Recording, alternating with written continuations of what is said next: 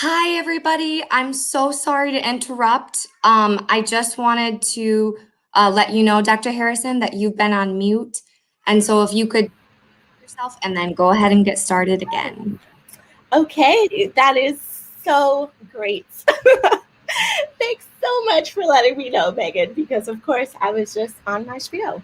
I will start again. Thank you all for your patience. Um, Good evening. Welcome to the Black HERstory Month Representation Matters panel.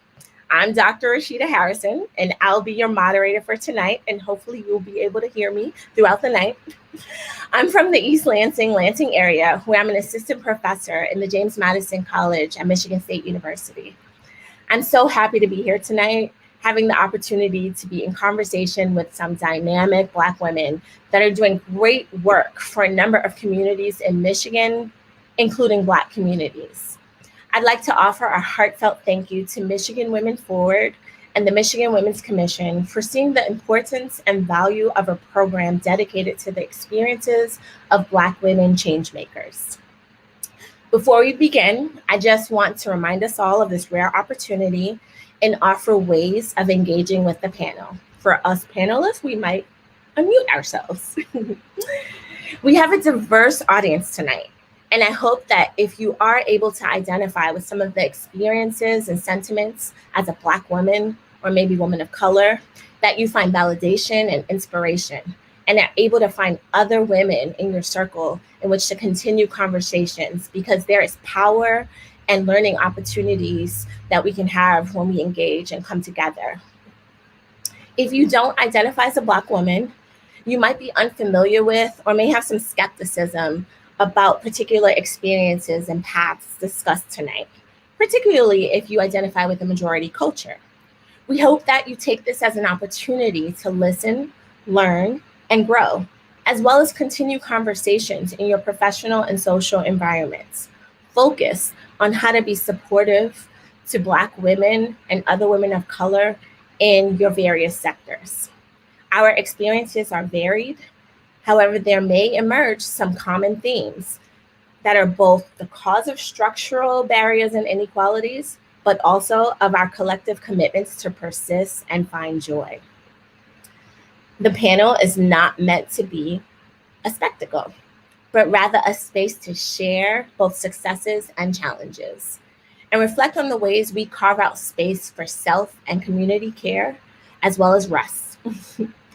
So thank you, and feel free to have productive conversation if you're joining us in Facebook, on the Facebook chat, keeping in mind the significance of this platform, where Black women are the authority in their own experiences. I want to take a moment to remind you of who's here tonight. First, we have myself, of course. We have Alexis Dishman, who is the CLO of Michigan Forward. Carla Walker Miller, who's founder and CEO of Walker Miller Energy Services. Faye Nelson, director of Michigan programs at the Kellogg Foundation, as well as a commissioner for the Women's Commission. And Dr. Janae Khaldun, the chief medical executive for the state of Michigan and chief deputy director of health in the Michigan Department of Health and Human Services. I also want to offer just a little bit about the format tonight.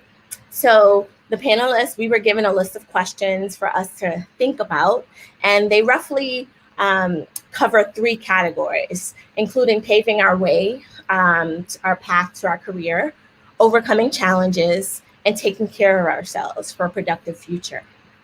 As moderator, I'll pose questions and panelists will answer and contribute as they like, but we may not all speak to every single question. I'm hoping to facilitate as much of a conversation as possible. So there may be a few times where I actually throw out 2 questions at a time for discussion. We'll all actually start by answering the same question and giving an introduction of ourselves. And we'll do that shortly. But first, I'd like to invite Alexis Dishman to say a few words on behalf of Michigan Forward, followed by Faye Nelson, who will greet you on behalf of the Michigan Women's Commission. Good evening. Thank you for joining us this evening. Since its inception 34 years ago, Michigan Women Forward has been focused on eliminating the barriers that negatively impact the lives of women in the state of Michigan. As the organization has evolved and grown, the mission has evolved to expand economic opportunity, empower the next generation, and celebrate and honor the accomplishments of women. At Michigan Women Forward, we carry out our mission by creating access to capital through our loan and technical assistance programs, mentoring the next generation through our girls programs, and honoring women torchbearers through our Women of Achievement and Courage celebrations. This evening's conversation is one more example of MWF moving forward its vision to create an inclusive economy for the state of Michigan so that all women and girls can reach their full potential.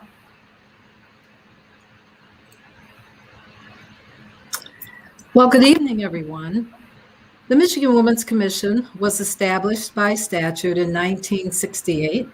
The Commission's mission is to survey the women of Michigan, to identify problems they face, to make policy recommendations to address these problems, and to recognize the achievements of the women of Michigan. The Commission has been quite busy over the last several years.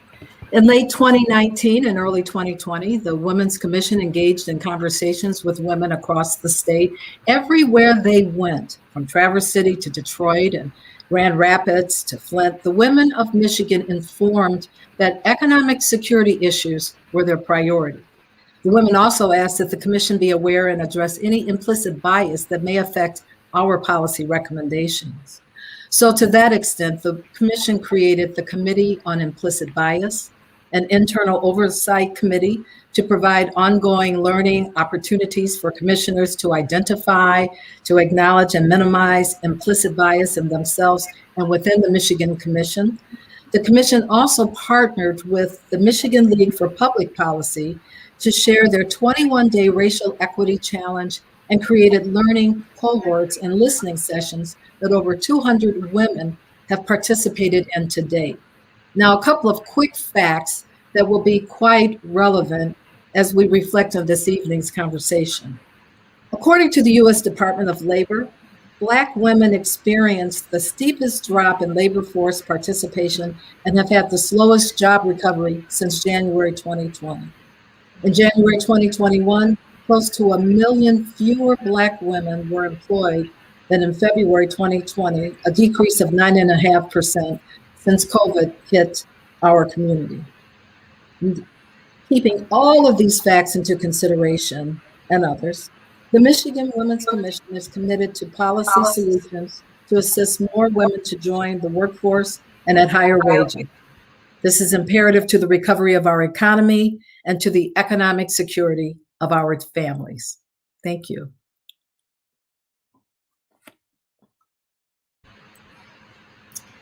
Thanks so much, Alexis and Faye. All right, so now I'd like to introduce the first question and ask that we answer. Why does the representation of Black women matter? And how has the representation of Black women mattered to you in your sector?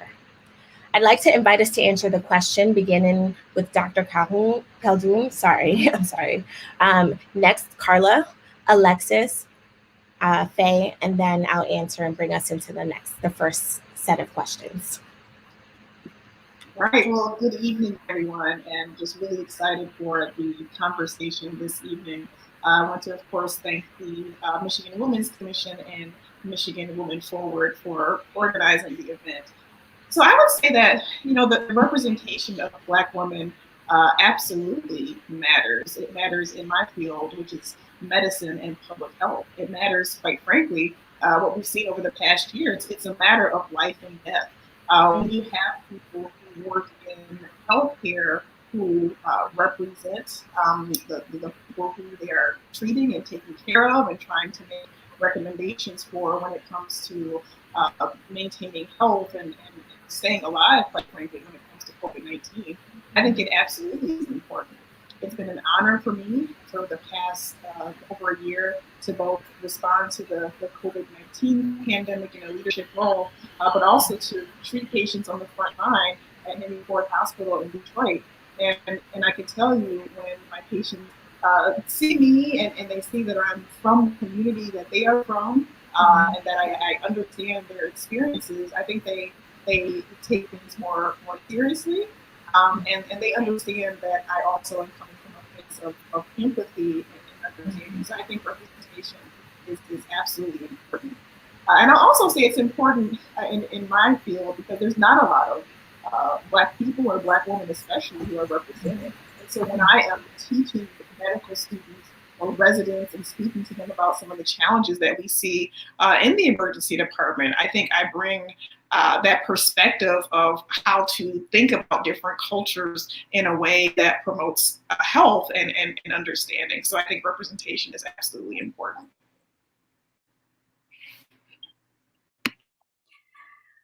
Absolutely. I'm Carla Walker Miller, CEO of Walker Miller Energy Services, and I obviously absolutely agree. When we're absent from rooms, then we're not just denied the opportunity to excel. We are denied the ability to make any type of impact that is informed by our own voices. We're denied the ability to tell our own stories. And it's so important that we hear stories of Black women by Black women. But we're also denied the opportunity to bring other people in the room. There's one thing that can be said about Black women. We are caregivers. We are uniters. We are movers and shakers. And when we get in the room, we don't just bring Black women into the room. We bring sanity in the room. We bring ability into the room. We bring empathy. We bring compassion, and we bring everyone with us. And everyone should have an opportunity to participate in every room. When we're not in the room, then there's a void there. And when that void is there, people create their own narratives about why we're not there. And those narratives often involved us not being smart enough, not being aware, not being interested enough, not being capable. And the only way we can disrupt those negative narratives that make us less than is by being there, by being visible, by being vocal, by being effective, but also by being open, by being welcoming, and by making everyone else understand. I'm in the energy efficiency services industry. There are so few Black people and so few women and so few Black women in energy, which is one of the fastest growing industries in the country right now. And the opportunity for an on-ramp for great salaries, great careers, and really to retrofit and re-envision what our futures, what the future of this country looks like. And we need the voices of Black women in these rooms. We need everyone's voices, and Black women are poised to bring everyone in.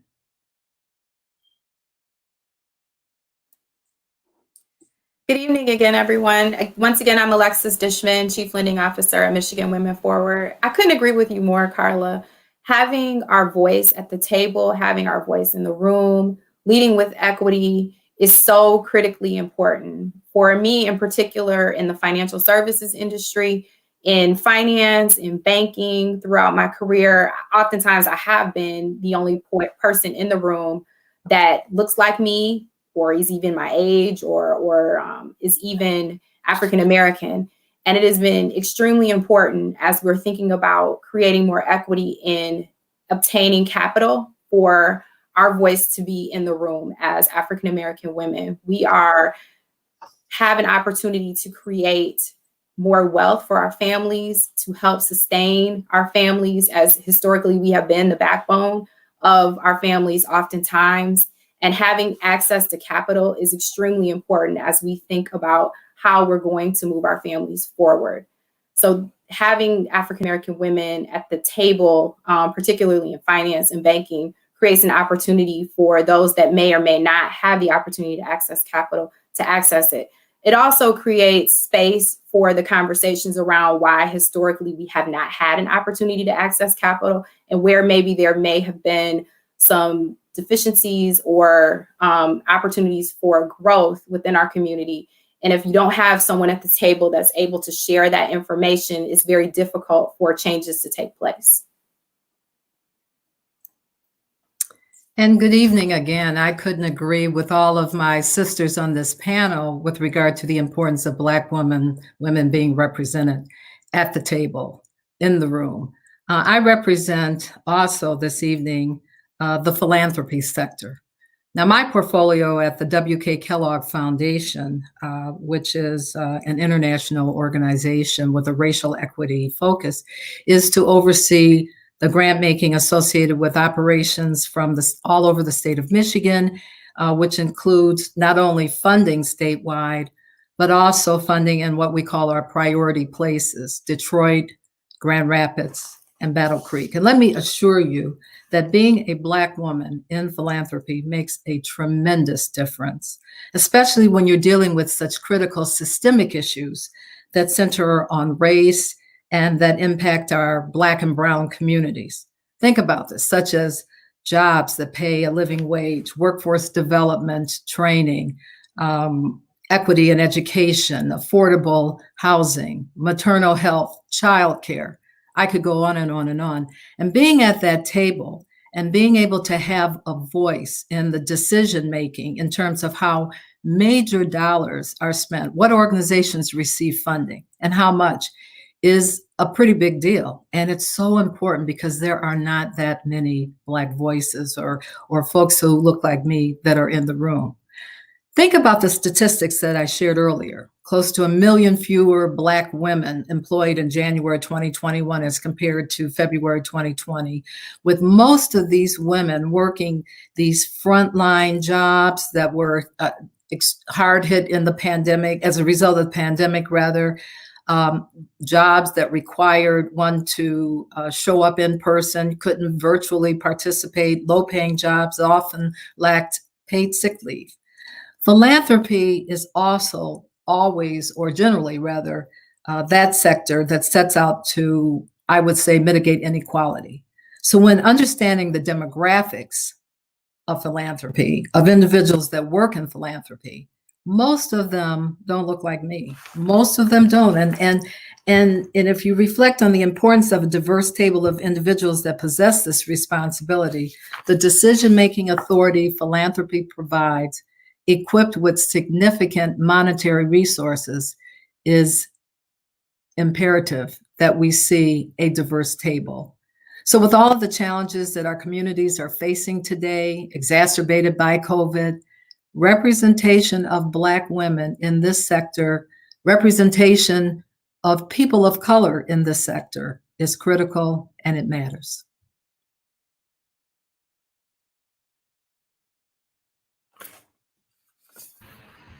Absolutely. And I'll just share a little bit about representation mattering for me in academia. First, I'd like to just thank all of you for sharing. I completely echo, and I'm sitting here just nodding, just feeling what you're saying. For me, representation matters because I didn't know what was possible until it was shown to me. I went to, as an academic, I went into undergrad as pre-med. I came from a working poor family in the South Bronx, and medicine was my way out, or I thought. I didn't understand the range of possibilities until I got to undergrad. And I realized there were fields that spoke to not only my specific experience as a young Black woman in the South Bronx, but also to the issues I was passionate about. It was there that I found myself excited about the discipline of sociology because it helped give me some tools to understand the things I felt most deeply about. And that's the histories and experiences of Black people in this country, with a focus on Black women. While there, I was lucky to be a part of a historical Africana studies department. But even there were only just my whole experience in undergrad, I can remember 3 Black women faculty members I came in contact with, and 2 that I actually took for classes, And then the field, specifically in African American studies, was still overwhelmingly male in the late 90s, right, and early 2000s. When I chose to go to graduate school to pursue a PhD in African American studies, I knew I wanted to do Black feminist work, but all my mentors really were men, right? And when I finally did come in contact with Black women, and there were still few in graduate school, but Black women that I could work with, or that just represented someone that I could pursue an intellectual path along with, I was elated. As a Black feminist, teacher, and scholar, experience is so crucial to the knowledge production process. And knowledge is not gained in isolation. So it's actually crucial to have other Black women in my sphere in order for me to be my best professional and personal self. And that's something I learned early on in academia. So representation is just like everything for me. So with that, I'd like to just have a shift and talk a little bit more broadly about our personal experiences, to add on to our personal experiences that we started with. And so this first set of questions, I'd just like us to think, reflect a little bit on our career path. And I'll just throw out the first two questions and we can sort of answer them together. How and when did you decide to pursue your professional career? And I know some of us talked about that already. And did you know Black women in the field you were pursuing? How did you reach out to them, contact them, find mentors?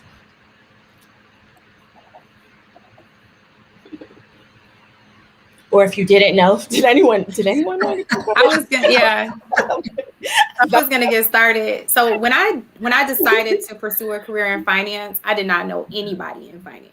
I was originally going to go to law school, and I was in the business school, and I was pre-law, business administration, and someone in the business school said to me, you need to define what it is you want to do a little bit better. So I went to the Career Placement Center, and I knew I liked mathematics, and I also liked to talk. So I kind of figured finance did a little bit more for me than accounting, so I went the finance route. But I had no idea of anyone that was in finance. And when I got into finance, I had my first internship. One of the persons that I interned with was an African-American woman, but she was in corporate, not commercial lending. And when I got into commercial lending, I looked around the room and did not see hardly any African-Americans, only one other African-American who has mentored me throughout my career. And it has certainly been a challenge at times. I will say, and I think that as a result of that challenge, it is incumbent upon me to make sure as I see women in finance that I lift them up also. Not having the opportunity to look around and see other women and figure out how to emulate or how to act or how to behave at times left me not really being my authentic self, which is unfortunately a barrier, that oftentimes women face, particularly African-American women, and that can be stressful to not have the opportunity to be your authentic self. But what I can say is that, as I look around now, I see more women in the field of finance, but I still feel it's extremely important to make sure that we are lifting and uplifting and really sharing with everyone that is coming behind us some of the things that we face to make sure that they feel good and feel comfortable in the spaces that they're in. Absolutely. Maybe I can build upon that, and I'll even go much earlier on in my life, even back to high school. In my experience, and I grew up in Ann Arbor, my experience I remember early on was being good at math, being good at science. I would get placed into these advanced classes where I was often the only African-American in the class. And I really struggled in the very beginning. I wouldn't speak up. When I knew the answer to something, I wouldn't raise my hand. I remember there being times when I would get the top score on a test, and I would just want to hide. I want the teacher to not say that it was me who had the top score. I think it was really intimidating for me to be the only Black person in these classes. And it even continued when I went to college, when I was in honors classes. University of Michigan, 500 people in an honors class, and there were no other African Americans in the entire lecture hall except for me. And I really struggled with my confidence, with knowing that I could speak up, with not being afraid to say something wrong because the weight of the entire Black race was on my shoulders, and everyone would think that, I was stupid. I mean, I really struggled with that early on. And even when I went to medical school and into residency. And I'll tell you, it was one particular mentor that I had when I was in medical school who pulled me aside one day and said, hey, I know this stuff. I know because we talk on the side and you have a lot of good things to say. You've got answers. You really need to make sure you're speaking up and make sure you bring your confidence.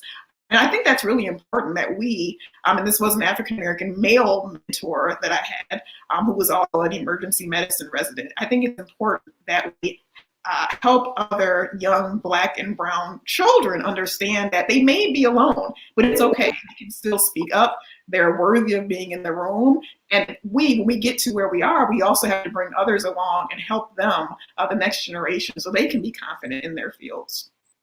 And Dr. Calvin, I want to expand on that. It's not just children we need to help find their voices. There are grown women who have been in these rooms for a long time.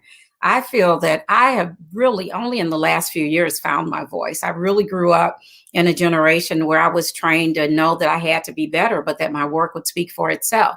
And my work was saying absolutely nothing because people were not listening. So until I decided to step out and really engage, really, as you were talking about, take the risk of having the light shine on me and perform in the open, as opposed to the way I was trained. As I said, keep your head down, work hard. People only recognize you if they expect you to be great. And when I started my career in the 80s. And when I tell you that not only was I not, there were very low expectations. Even when I performed, it was attributed to something other than me being good at what I did.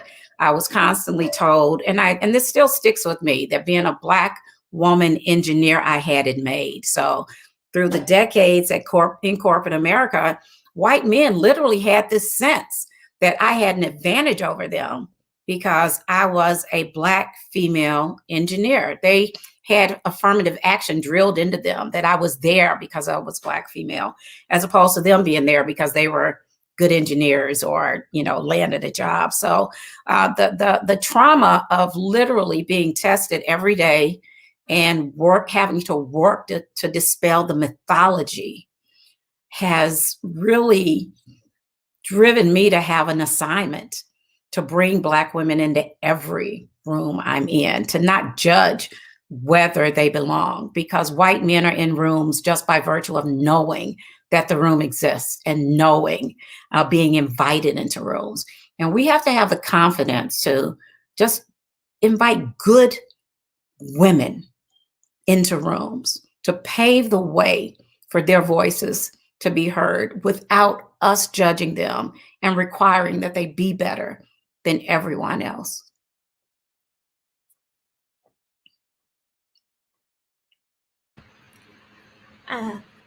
Faye, I just want to have you unmute yourself. Okay, so there you go. You're not by Okay, we covered.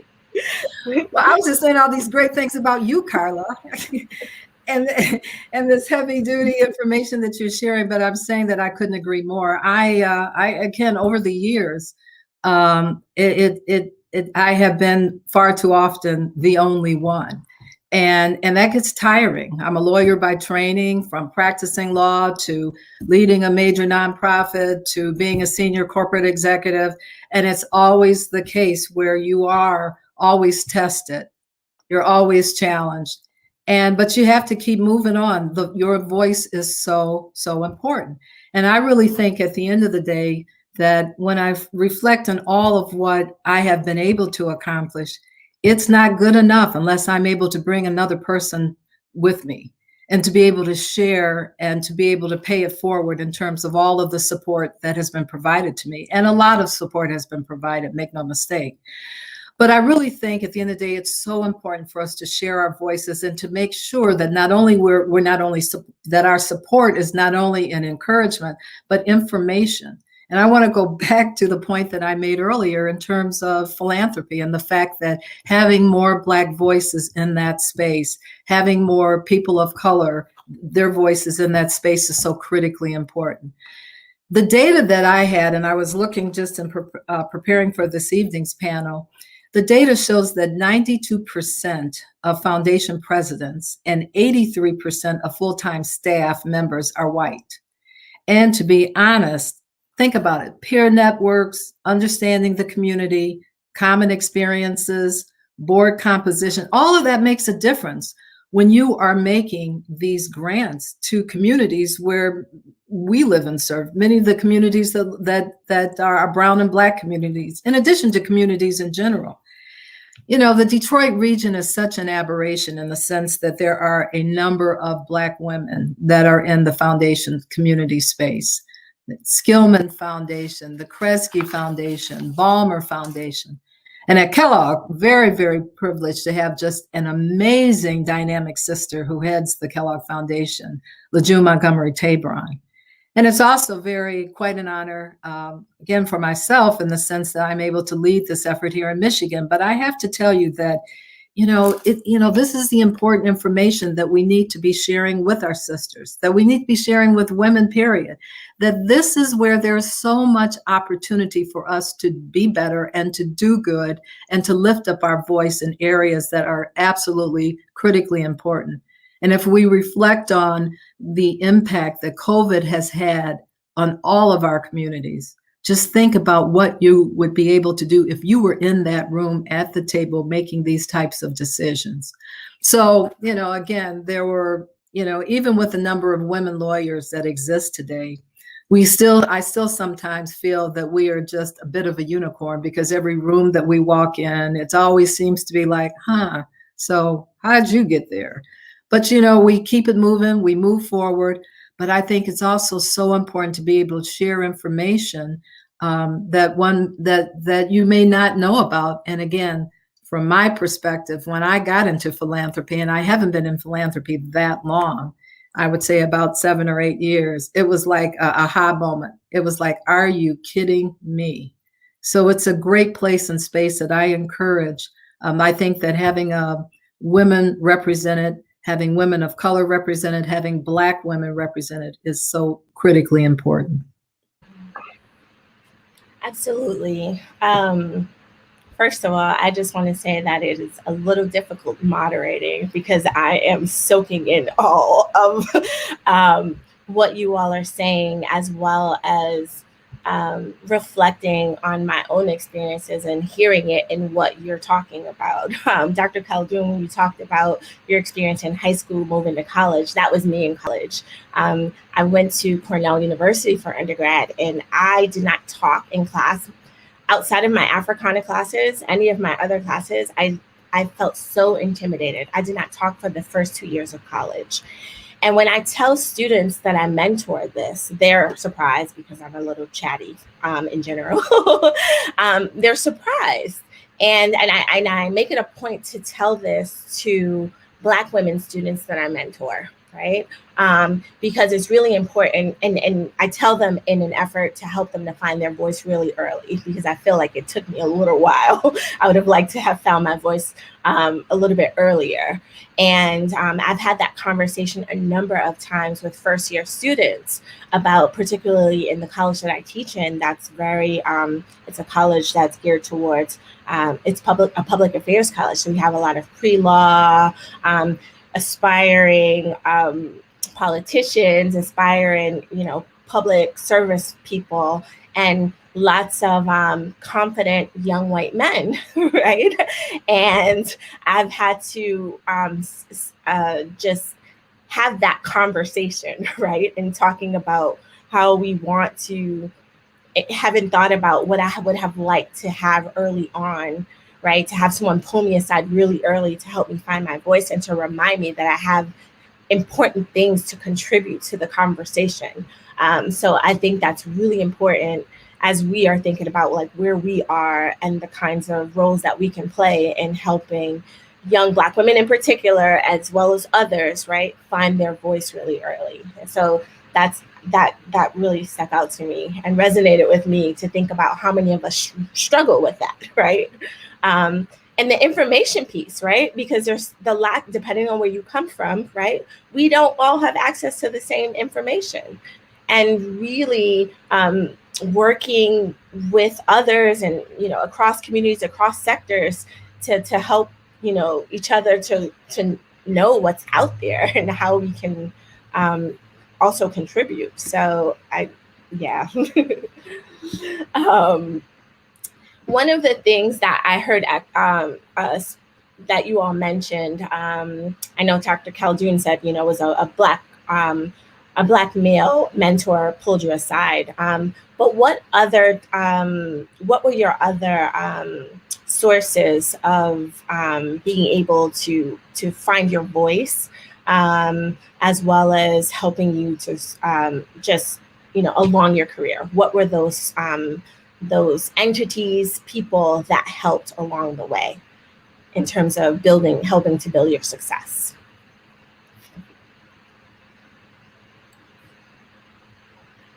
Actually, for me, failure helped build my success. After almost going out of business during the recession, I realized that it was totally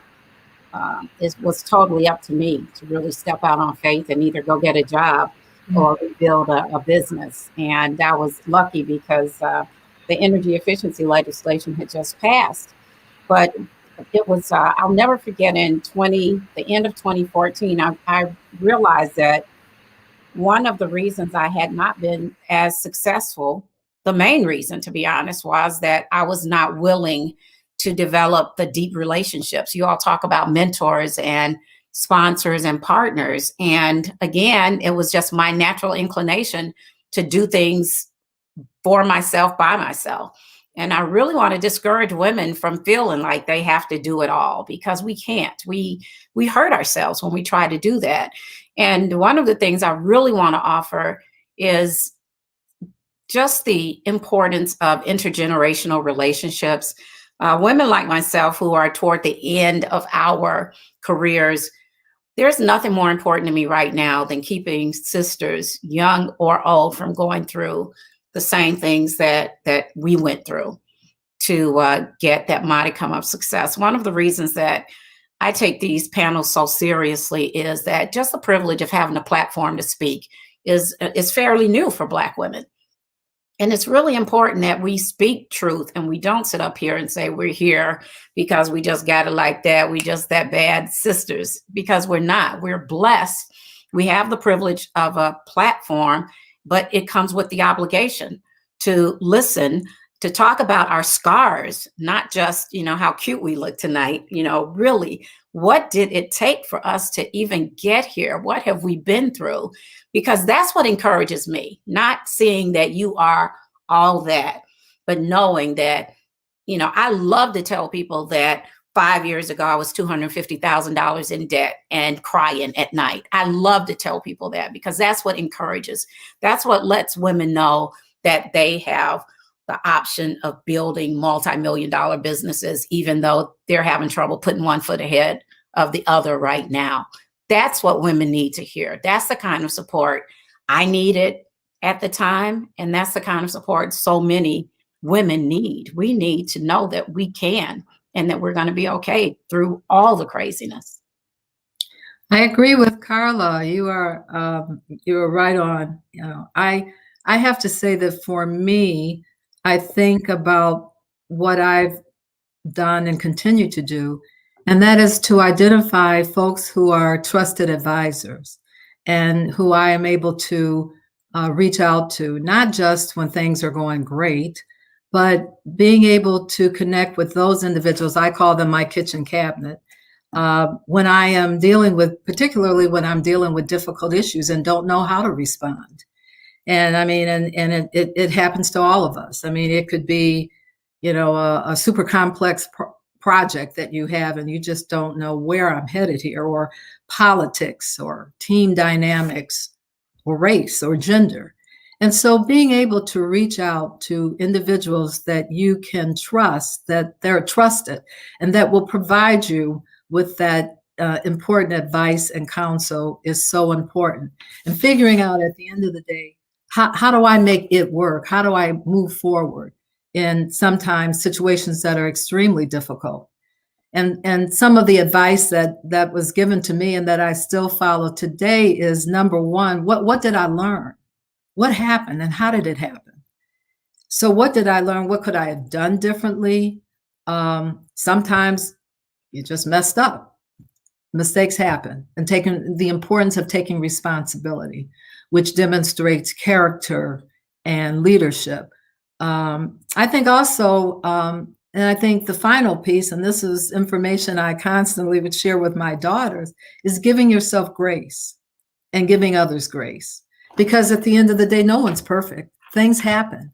And as you think about how you go throughout this life, it's just important to know that when, just putting your best foot forward, being able to be intentional in terms of how you're doing, what you're doing, and again, surrounding yourself with those trusted advisors, I have found has been my lifeline, and far too often that I would even care to admit.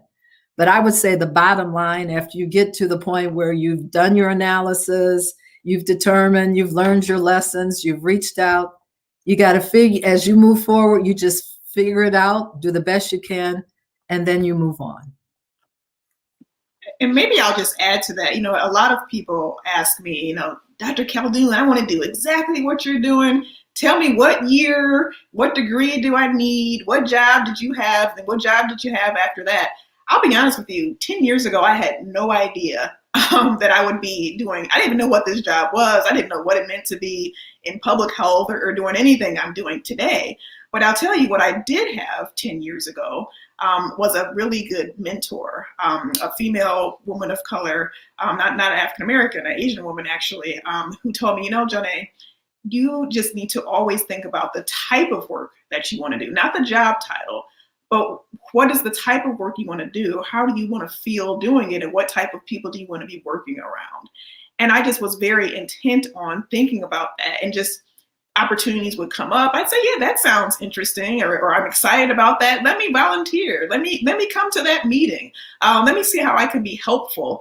And then I ended up where I am today, at leading the state's COVID-19 response. Again, had no idea I'd be doing that 10 years ago. But I think it's about doing things that you're interested in, being okay, not knowing what your next step is. I think also not chasing degrees. You don't have to get a particular degree to do work that you love. The experience and the journey is very important as well. I'll just add, I've taken something from probably each one of you of what you said. So I certainly have had an experience that has been life-changing for me. I think I was working so hard, I put my head down, and I thought everybody was going to recognize and realize how wonderful all the work I was doing was. And I looked up one day and everybody around me was getting promoted and I wasn't. And I was trying to figure out, what is it? What am I doing wrong? What's going on here? And I had to take a step back and really think about who I was and what I brought to the table, and recognize that if those that I was working for did not see my value and did not recognize who I was, it was time for me to move on. It was time for me to find a new path. And that took a lot for me. From a risk perspective, I'm in finance and banking, so we balance risk, but I'm not really about risk.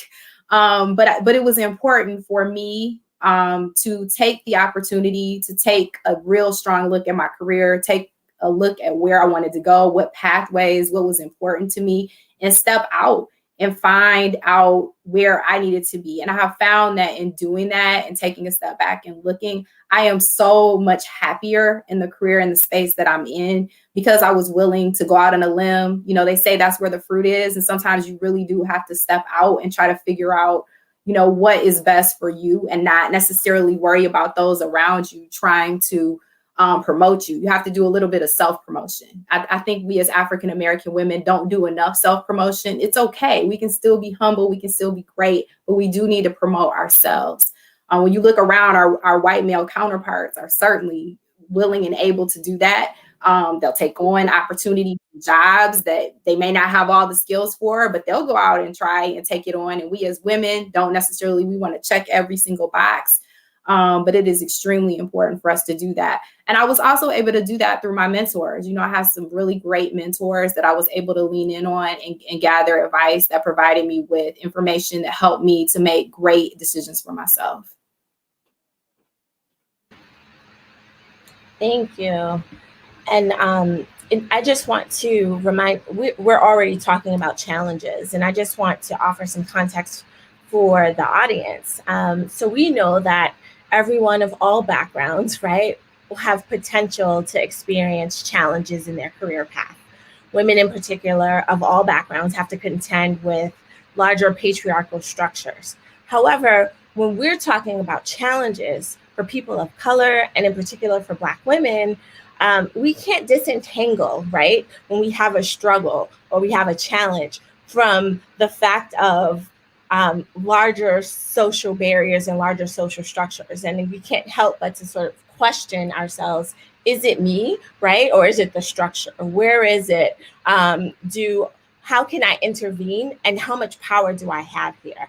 So some of the things that I'm hearing from the panelists is us being able to take ownership where we can, even in those moments of, as Carla talked about, failure, or those moments of, having to take a second look and pivot, as Alexis was just talking about. What am I doing? What do I need to restructure?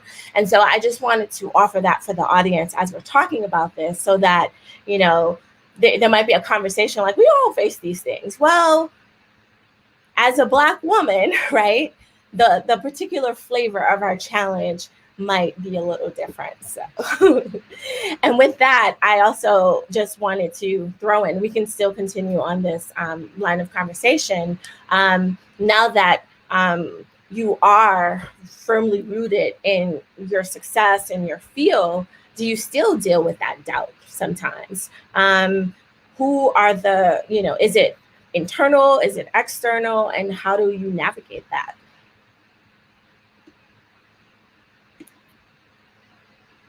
I don't deal with doubt nearly as much, because I just recognize the humanity in all of us. I'm so clear that, as Faith said, we all make mistakes, we all require grace.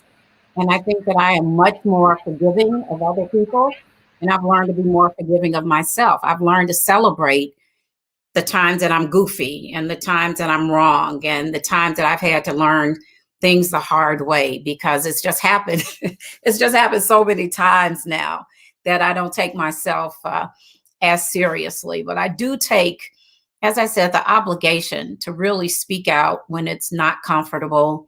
One of the things that I think we probably all have in common is that we're in rooms that I'm in rooms today that I didn't even know existed. And a couple of the rooms I'm in today, I'm not going to lie when I say, when I finally fought my way into the room, I got in there and I'm like, oh, you're here? You knew this room was here?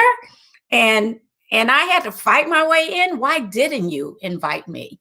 And we have to invite people of goodwill, people who are capable, people who are just good people into these rooms. I think that sometimes we feel like everyone has to be so perfect to be invited. One of the things I say to companies that are trying to diversify their boards, white men are literally on well-compensated boards today because they were the college roommate of someone or the golf buddy of someone, and that was the requirement. But when these same boards are looking for Black women, we have to be so stellar. We can't just be great, capable assets. We really have to have run some stuff and leaped tall buildings to get on these boards. And that in and of itself is inequity.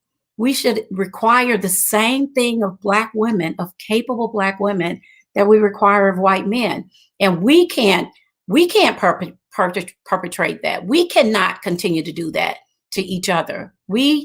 Because we've made it, we can't require that we only recommend women who are where we think we are, right? We need to recognize raw talent and goodness and capacity and capability and empathy and invite them into the rooms.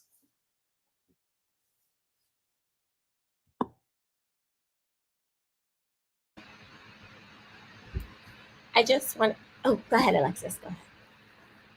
I was just going to say that I do sometimes still feel a certain level of self-doubt, and I'm certainly a little younger in my career. But I do feel that. And the reason I feel that is because I feel an enormous amount of responsibility for those coming behind me. I feel like I have to perform at a top level so that I can make sure that those coming behind me have the same opportunity. And I still feel like at times people were saying, oh, we gave her a chance. oh, she messed it up. So when the next person comes along, they're like, we tried, it didn't work. And I certainly still feel sometimes a little bit of uneasiness, because I want to make sure that I'm creating and making sure there's a pathway, just as those that have created pathways for me. I want to make sure that that's there for those that are coming behind me, and as many opportunities as possible, particularly when I think about the opportunity to provide capital and to lend out money. This is not a space that you see African-American women in very often. And I want to make sure that I see as many of us in the future as possible, but I also want to make sure that we're making good decisions about the capital. So it's a complete and total balancing act. So I just, I want to have that honest conversation.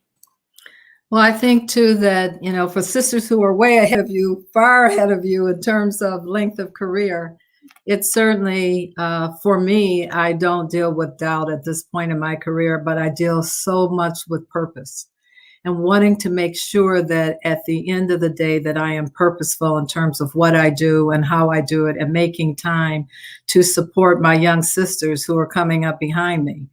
So, it is that purpose and that focus that inspires me, and that just makes me, it's a catalyst for what I do and how I do it and how often I do it every single day. I always think about not just what I've accomplished, and I've been, again, very blessed with mistakes and all, that here I am, right? And it's been okay. But I know that it is so important for me to share my learning, my experience, to be there, to listen. And that's where I am right now in the stage that I am as far as my career is concerned. It is what it is. So the doubt is it doesn't lead me. Purpose does. And I just want to insert, Faye is way ahead of me where her brand is and her, who she is, right, in the ecosystem. And we keep talking a lot about young sisters, but I want to offer that opportunity has skipped so many older sisters, that the young sisters, I'm so happy that you are young during this time. I feel like this is for such a time as this moment. But I want to celebrate sisters like Faye, who reach laterally and try to give women of a certain age opportunities as well, because that's what we have to do. We can't, we have to recognize value at every age and every stage. And I appreciate her for that. I appreciate you. Thank you. I appreciate hearing both what Carla and Faye had to say. I echo Alexis's sentiments. Being where I am in my career, I still experience doubt. Part of the nature of academia is to always compare yourself and your work. Literally, that's how you get to tenure. Peer review is a constant, right? So you're always, it's rarely about, even if you're passionate about it, there's always, will they like it? Will they approve? And I've had to definitely grapple with that, right? And what it means to be my authentic self and be in academia, right?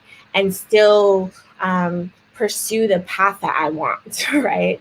And so I think that that's also something that that as you, Faye and Carla, are talking, that I'm also sort of like trying to absorb by osmosis that that confidence and sort of, and as well as, being able to be my authentic self, even inside of these structures. And thinking about being at the table, I'm in academia, and I think one of the things about academia is that, yeah, there are more women. My experience has primarily been when sitting in spaces, especially I worked a year in administration where it was white women, right? And so that's something different to contend with, right? Because there's an assumption of sisterhood is universal, and it's not. That in my experience, it's not. And so what do we do with that? when we are talking about making space for women and women's voices. And I know you mentioned thinking about affirmative action, Carla. One of the things I always, talk to my students when we bring up affirmative action, and we think about how that actually wasn't merely a race-based policy, right? That was about race and gender, and white women have been such huge beneficiaries of affirmative action, right?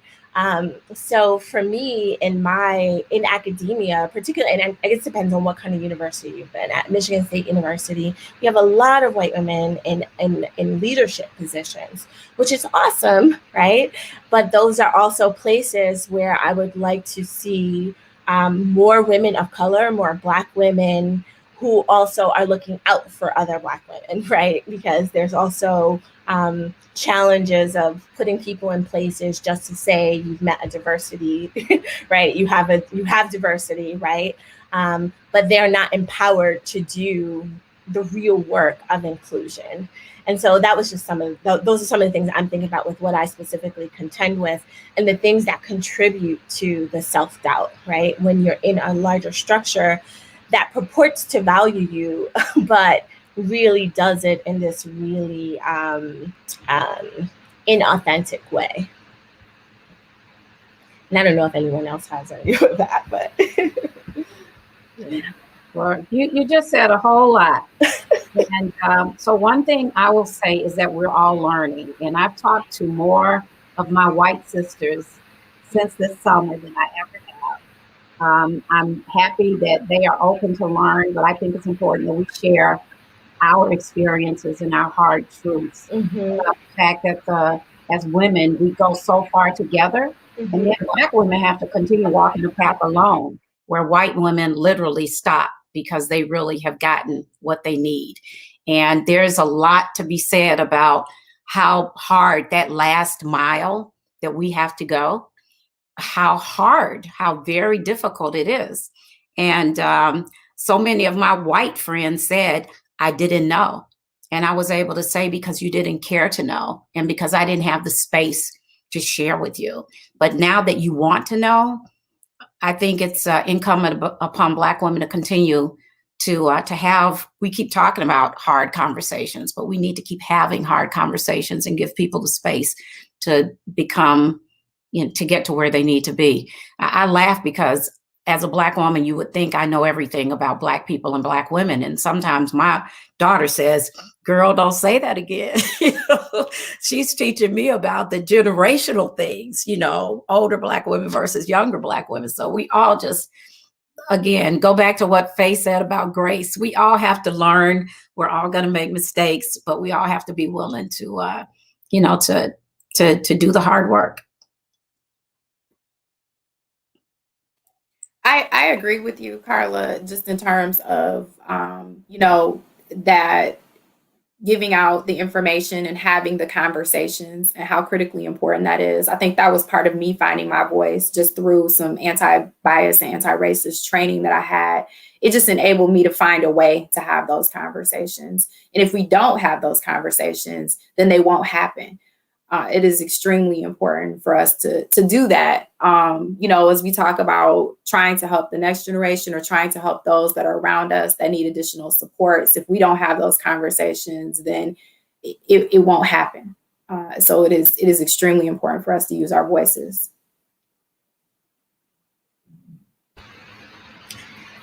There's one question that I wanted to throw out there. Some of it has come up, but I wanted to speak to it a little bit more pointedly. And that's this notion of exceptionalism.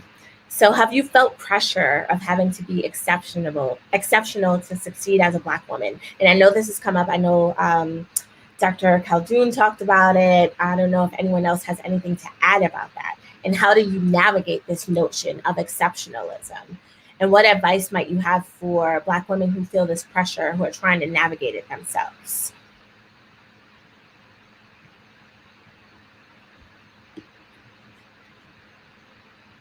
Now, I feel like I'm talking way too much.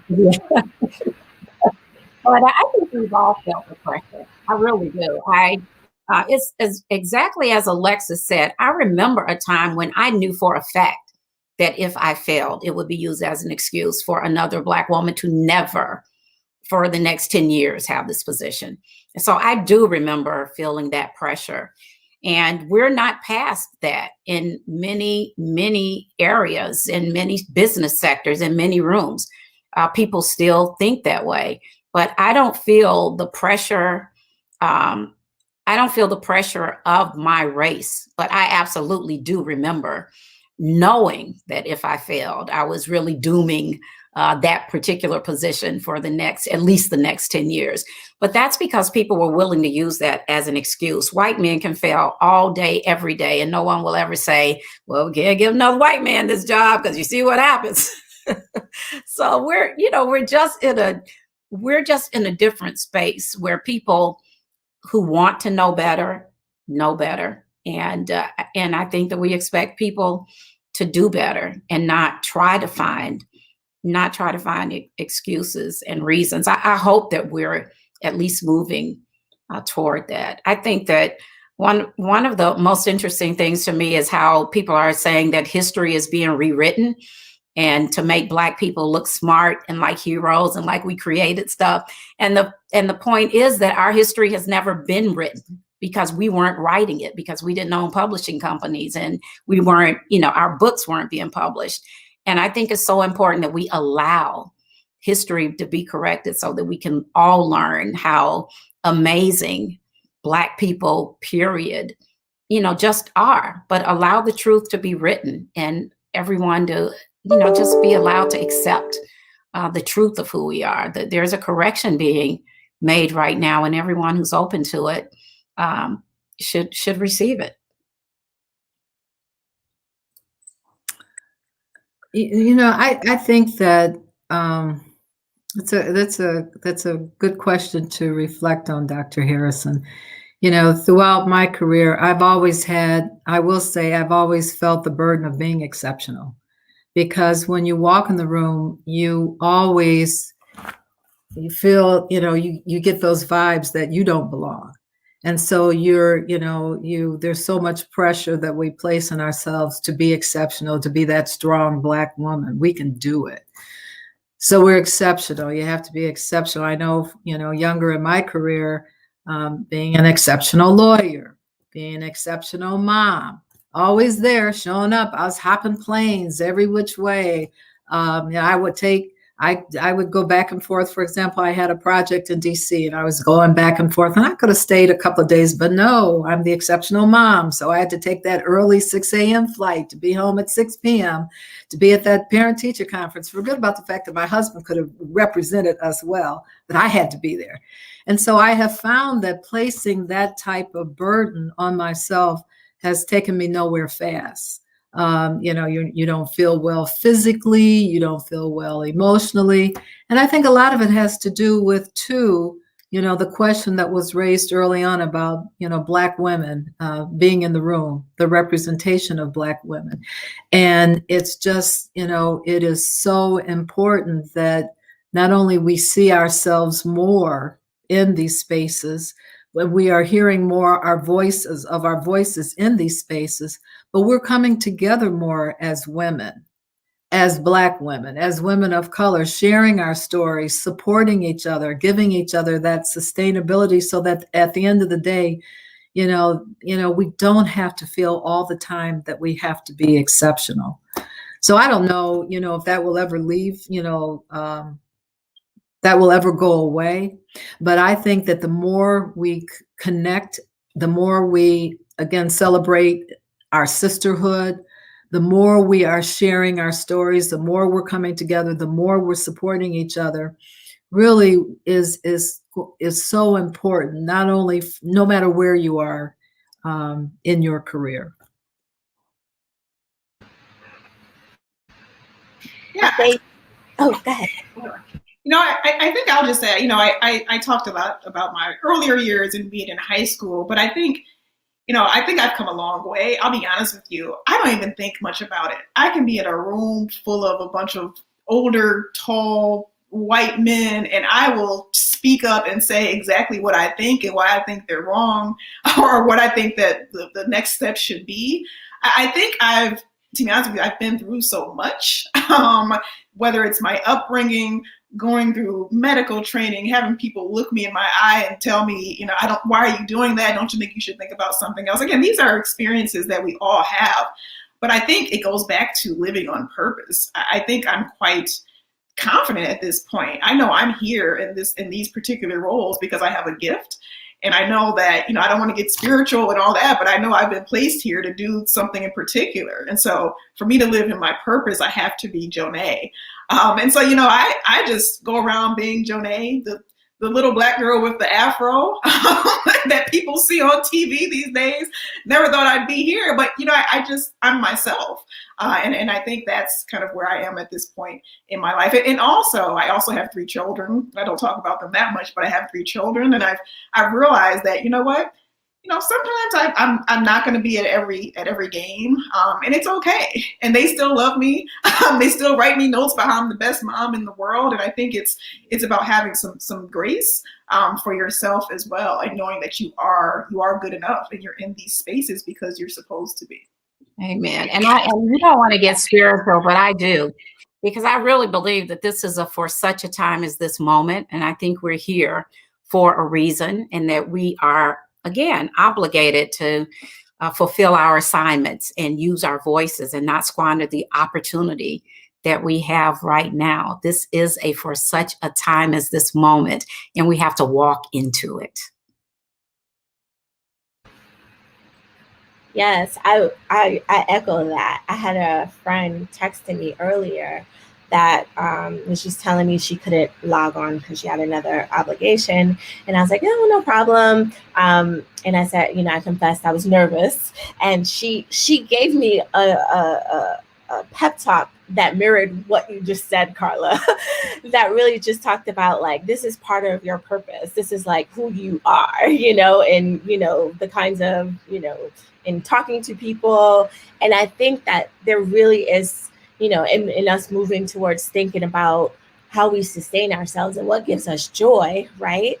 In knowing that, as much as I have my doubts, there is that spiritual component of knowing there's purpose and knowing that there's a gift that I have, even in those moments when I'm feeling insecure about that, right? I know that I can reach, students, and I'm an avid mentor, and right, and I'm here for a reason, right? In the positions and have access to the resources for particular reasons. And so I deeply appreciate that.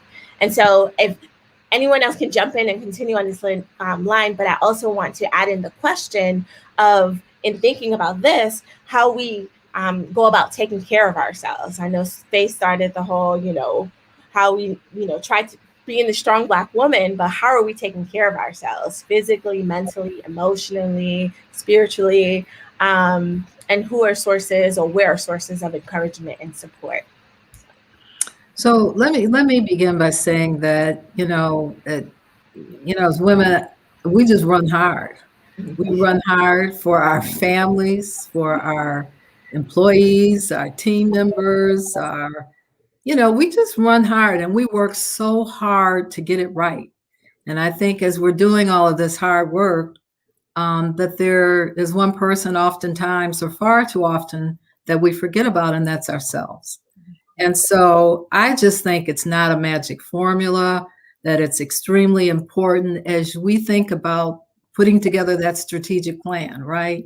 I got your annual strategic plan going. It's my quarterly objectives. Even when you get up and you put together your daily priorities, it should always begin with ourselves. And again, not rocket science. This would be pre-pandemic, right? In that, scheduling time for friends and family and vacations and all of that. But even more so because of COVID, I think, if anything, it's shown us just so much the importance of self-care. And, I have found that you really can't separate your personal and your professional, and that if one side is off balance, the other side is ultimately going to be off balance too. So I just find that when I take my own advice, I am a much better everything. I'm a much better person, a friend, I'm a boss or just a mom or just being good to me, I know is something that I have to talk to myself all the time about. But it's just so important to begin with self-care.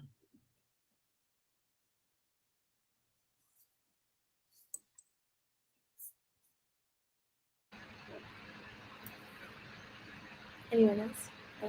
It's important. I haven't cracked the code on actually achieving it yet, but I do a much better job of encouraging my girlfriends, family, and loved ones to take care of themselves. And I'm learning. I'm learning. It's a journey. Hey, so I've got two quick quotes by my favorite Maya Angelou. So she says, here's one: "Nothing will work unless you do." Isn't that deep? And the other one is, "If I'm not good to myself, how can I expect anyone else to be good to me?" So we got to keep that in mind. Yeah, I believe in giving and giving back and walking in my purpose. And I know that if I don't take time out for myself, I can't give of myself. I can't give all the gifts and talents that I've been blessed with. So I have learned that it is time that I have to take the time out. I have to take the time away. I have to sit back. I have to give myself quiet time so that I can give the best of myself, because I can completely see when when I don't take that time out, when I don't give time for myself. Exercise, running has been something that I picked up, over the years. And it has been the thing that I can put my shoes on no matter where I am and go out and just unwind. So I would just encourage, no matter what it is, for everyone to find something that allows you and enables you to unwind, whether or not it's meditation, whether or not it's, yoga, whether or not it's, playing with your kids and laughing really hard, but to really let go and let loose, so that you can give the best of yourself.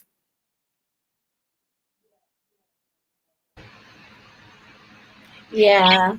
Oh, bad. No, I would just add to that. As a physician, I feel like I have to chime in too and say something. but I'm still working on it myself. But for me, it's about trying to do things that are simple. I mean, sometimes in the morning, I just spend 5 minutes stretching, or I'll spend 10 minutes just reading something that has nothing to do with COVID-19. Just something. I think sometimes we make it so complicated, and it has to be that you got to go to a class, or now it's online classes for the most part, but it doesn't have to be something very major. Just a little bit every day, taking time for yourself and taking care of yourself is really, really important. And the other thing that I've learned along with that, obviously taking care of myself, and I have a toddler, a 2-year-old, almost 2.5-year-old. So that is what it is. So I'm always tired. But there's also, I understand that, I love that, the quotes that you pointed to, Faye, in thinking about taking care of yourself, or, if you won't work, what was it? If you don't work, I'm sorry. Let's see, nothing will work unless you do. Unless you do. Yes, yes. And so, and for me, I think also there's finding that thing that you work harder for and what motivates. And for me, it's my son. And so I know that taking care of myself, I started in grad school, and during my dissertation, I also started running, Alexis. And that was like everything to me. And I fall off sometimes, but some kind of movement, right? I'll find I'm doing something else right now, but right, there's movement for me is really important. And I noticed that when I do take those moments, I'm such a better mom, right? I have more patience, right? I really enjoy playing with him and imagination play and all of that, all of those great things. And I find a sense of groundedness in those moments.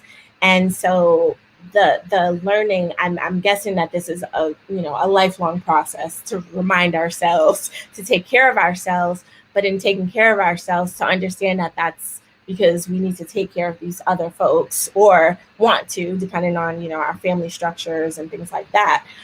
So that's just so important. And as a, fairly newish mom, that's been such a huge lesson for me over the last several years. So I have another question. Well, how do you define success? So it's taking care of ourselves. And I think that some of that is embedded in the things that we're talking about. But, when really, given that question, how do you define success for you?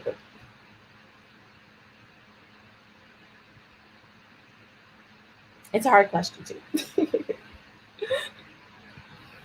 Yeah, I think I redefine success every year or periodically, right? The things that I thought were success a few years ago just aren't the same things. And once you achieve certain things that you thought were success, and it's really complicated. Again, I'm in a different place on my journey. And for decades, literally, success was my children and my mother being okay, right? And I buried my mother and my father. So success just means something different to me. For me right now, success is financial comfort, but also peace in my heart. It really is just spiritual calm. And I, especially during this time of COVID and with so many terrible things happening every day, then I have to work. I have to work very hard at that. And some days are more successful than other days, but every day on this earth is, at this point, is a success to me. So. I agree. Success today is are the blessings that I'm very grateful that I've received in terms of my health, my family, my children, my very close friends, and just simply blessings. It is a blessing, for example, to have economic security when you know that there are so many other people who do not have, who are food insecure, who have lost their jobs. And so I think that, again, in reflecting, as Carla has mentioned, this pandemic, it has really grounded me so much in the sense that at the end of the day, if you have your health, if you are, lucky enough to have your loved ones and you surround yourself with being able to have good friends, your family, that for me is success.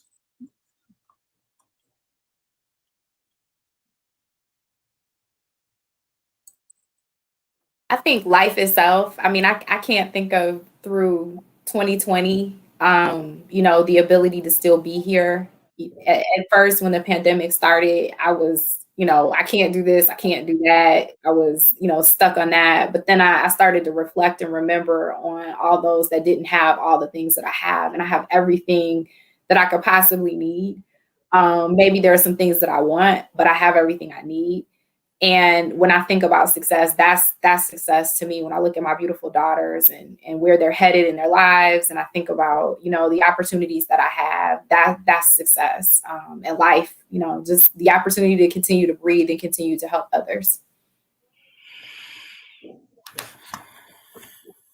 Yeah, I think similar to what's already been said, for success for me is just being able to get up every day and do my best to serve others. I don't know what I'll be doing 20 years from now, 10 years from now. I really don't know.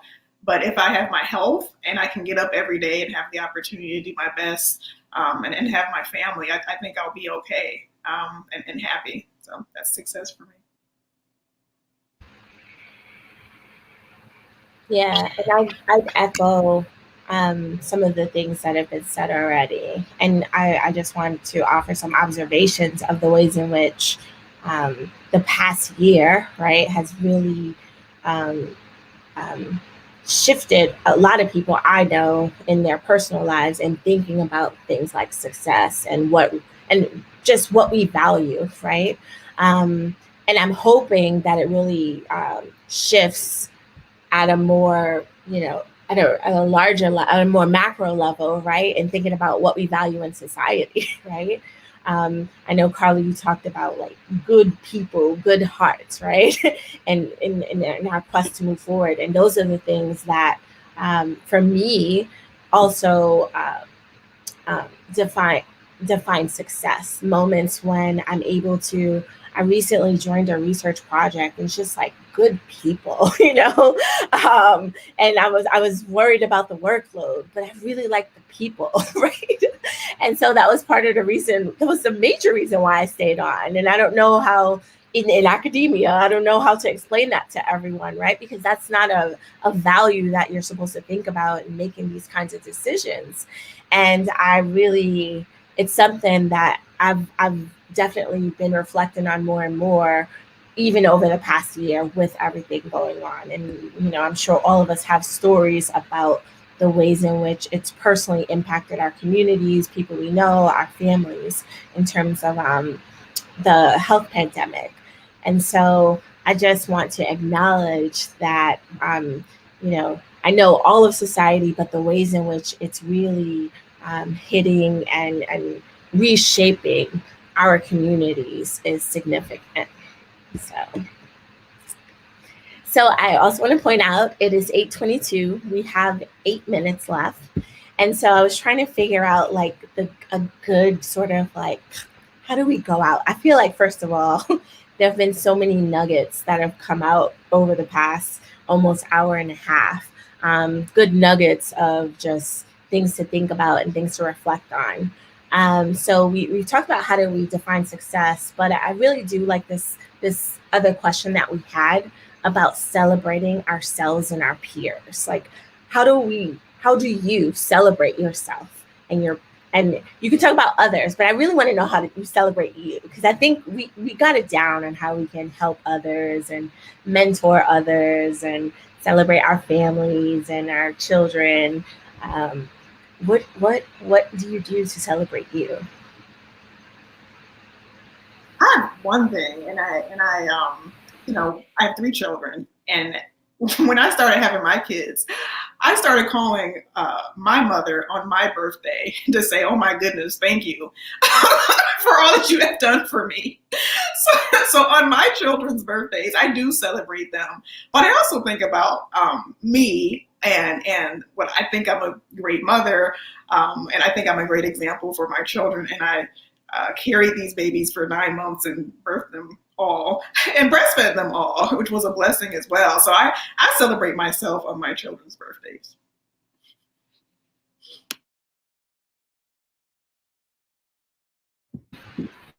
Yeah, I'm a natural hypersensitive introvert. So celebrating myself is not a really big thing for me, to be honest. But to be honest, I just feel celebrated. I feel that I do use the word traumatized when I talk about my corporate journey and then my struggle to rebuild my business. And I feel every time someone talks to me about the pride I must feel, then I really do. I can't get past gratitude. I feel so grateful every single day because there's so many women that I know personally who are smarter than I am and who are, to be honest, just great people. And one of the reasons I feel so blessed is I do feel favor. I feel that God has granted me a level of favor for me to be where I am. And I celebrate my parents, especially now that we're talking so much about the racial justice struggle, the things that they went through to just set a foundation upon which we could build and we could have some success. What we go through is nothing compared to the foundation that they laid for us. So I celebrate our ancestors. I celebrate my parents. I celebrate my peers. I just celebrate all of us because I feel really blessed right now.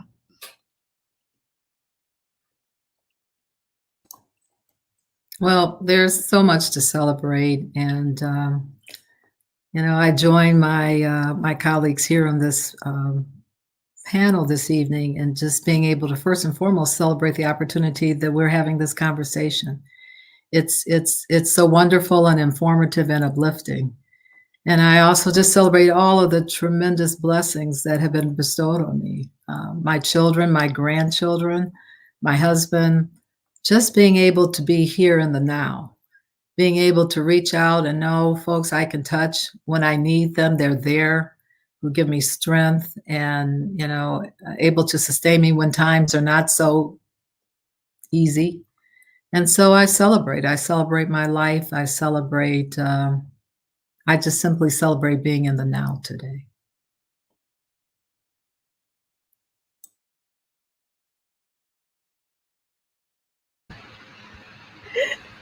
Uh-oh, I was sitting here thinking when you asked that question, how do I celebrate myself? Do I celebrate myself? And I was really, I was really struggling with it. I know that I love to celebrate my friends. I love to celebrate my children. I love to celebrate my family and all of their accomplishments. And I said to myself, do I celebrate? But yes, I do. I celebrate my birthday. My birthday to me is my day. It is the day that I arrived. It is in the summer. I do not work. I try to be as close to some water as I can.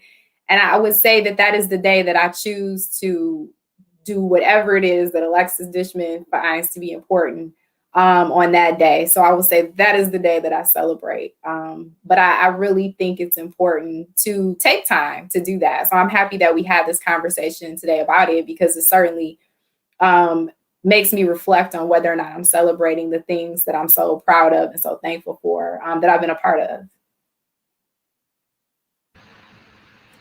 This is so great.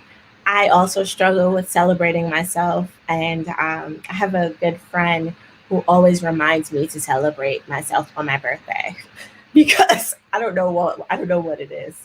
I have a thing. I'm trying to get over it. I'm sure it's something deep. But one of the ways that but it's something I'm conscious of. So I've tried to make concerted efforts to take moments to give myself, you did a good job there, right? And really celebration comes in quiet moments and doing small things for myself, particularly grounding things. So I echo what you talked about, Carla. I celebrate my ancestors. I celebrate my family. My family's in New York. My mom, I think she's on now. Hi, Mom. Hi, Mommy. So it's really, I'm really thankful for my family. I'm so thankful for my friends. I have a nice cadre of sister friends that remind me who I am, remind me to celebrate myself. And they have been just solid. I don't know how I would have gotten through all the things without those circle of friends. So I echo some of the things that have been talked about, but also I'm just so, first of all, just grateful that we've had this panel. I celebrate you all. You are some just, I just loved being here tonight with you all. It's just amazing to, first of all, just think about the fact that there are these like common thoughts and experiences, but also that there are just so many, there's still so many possibilities, right? Even as there's still so much work to do, right? And so I'm grateful that we were able to have this panel to, first of all, showcase the possibilities, as well as hopefully inspire some people to really see that, there are ebbs and flows to this thing, right? But that success, grounding, really celebration are things you can find and cultivate, right? In the spaces that you're in, both professionally and personally. So I just want to thank you all for being authentic tonight and sharing. And again, thank you to Michigan Forward. Thank you to the Michigan Women's Commission for having us on tonight. Thank you so much. We're just grateful. And thank you, audience, for tuning in. Yes. And I just would like to wish everyone a good night. Thank you, Doctor. Thanks, Thank you so much. This was great. All right. Thanks, everybody.